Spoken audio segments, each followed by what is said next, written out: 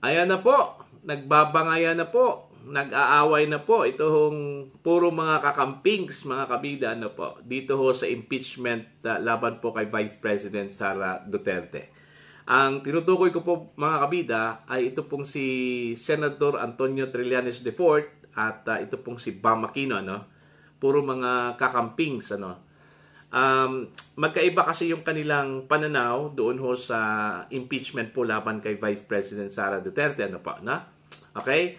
Yan yung pag-uusapan po natin dito sa aking vlog at bago yan, isang magandang umaga po sa ating lahat at welcome po mga kabida sa aking channel. Ito, pag-uusapan po natin ito hong naging bangayan po ngayon sa pagitan po ni Trillanes at itong si Bam Aquino, ano? Gaya ng sinabi ko po kanina, magkaiba po yung kanilang pananaw dito ho sa impeachment po laban kay Vice President Sara Duterte, ano? Pumalag kasi itong si Trillanes, mga kabida, sa naging pahayag po ni Bam Aquino, ano? Okay, babasahin ko po itong kanyang pahayag. Courtesy po ito ng News 5, ano po, no? News 5 Digital. Palagay ko, issue siya, ang ibig sabihin, yung impeachment laban po kay Vice President Sara Duterte sa mga politiko. Pero honestly, galing akong Zamboanga, Nueva Ecija, Tarlac, hindi siya issue nung mga kababayan natin. Yun yung naging pahayag po ni Bam Aquino, mga kabida. Totoo naman na hindi talaga ito issue po ng taong bayan, ano? Issue lang po ito ng mga politiko kasi yung mga politiko mismo yung naghahabol kay VP Sara, no? Okay. Nung nalaman po ito ni Trillanes, most likely baka nabasa po niya ito, no, yung kanyang pahayag o pahayag mismo ni Bam Aquino.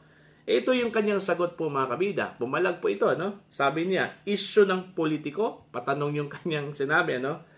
Lantarang pagnanakaw, pagtataksil sa bayan at higit sa lahat, kinabukasan ng ating bansa at ng ating demokrasya ang pinag-uusapan natin dito. Kaya wag na wag mong mamaliitin itong issue ng impeachment kasi napaka-importanting issue ito para sa aming mga magdalo. Yan. Himahimayin po natin yung kanyang mga sinabi po, ano.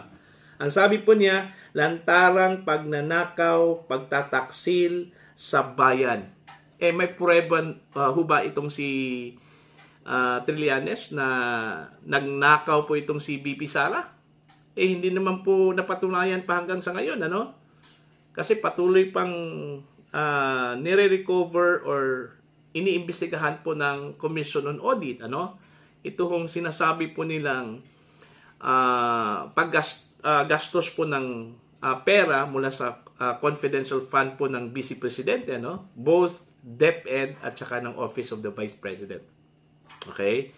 At in fact, meron ngang inilabas po na unqualified opinion, ito pong COA, na wala kong nakita silang anomalya doon in terms of submission of the requirements, ano?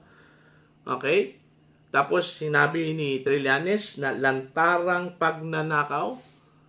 Okay? Ano bang ebidensya meron po si Trillanes, mga kabida, na nagnakaw po itong si VP Sara? Yung investigasyon po ng Quadcom, yun ba yung kanyang basihan? Ano? Okay, ito pa. Pagtataksil sa bayan. Ano po yung grounds po na nagtaksil po sa bayan ito pong si VP Sara? Yun po yung tanong po kay Trillanes. Ano po? Na? At higit sa lahat, kinabukasan ng ating bansa at ng ating demokrasya ang pinag-uusapan natin dito. Bakit? Ano palang nangyari sa kinabukasan ng ating bansa? Sino pala yung namumuno po ngayon? Hindi naman po si VP Sara Si Pangulong Marcos yung namuno po ngayon, ano? Bakit isisi po natin kay VP Sara yung mga pangyayari po ngayon sa Pilipinas, ano? Okay, ito pa. Kinabukasan ng ating bansa at ng ating demokrasya. Bakit? Ano palang nangyayari sa ating demokrasya po ngayon? Meron mang pagsikil sa karapatan po ng tao o ng pamamahayag, hindi naman po si VP Sara yung may pakana doon, ano? Diba? Ang administrasyong Marcos, kung meron man pong pagsikil doon ho sa karapatang magsalita laban po sa administrasyon, ang Marcos administration, hindi ho si VP Sara, bakit ibibigay po natin kay VP Sara yung kasalanan, ano? It's unfair naman po, no? Okay, ito pa. Kaya wag na wag mong mamaliitin itong issue ng impeachment kasi napaka-importanting issue ito para sa aming mga magdalo, para sa inyo, magdalo.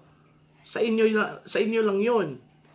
Wag mong idamay lahat, wag mong idamay yung taong bayan kasi wala hong pinag-usapan na impeachment ang taong bayan. In fact, kung ma-observe mo doon ho sa nangyaring pagpirma ng mga mambabatas po natin sa impeachment complaints laban po kay VP Sara, ano po yung reaction po ng taong bayan? Diba? Galit na galit. Kaya nga, dahil sa galit po ng taong bayan, nagkukumahog po itong mga mambabatas po natin to explain. Diba? Left and right yung mababasa po natin sa online na nagpapaliwanag po itong mga mambabatas kung bakit po sila pumirma, di ba? So, indikasyon yun na natataranta na po itong mga mambabatas po natin. Bakit kailangan po nilang mag-explain kung wala pong effect? Kung walang epekto po itong pagpirma po nila, no?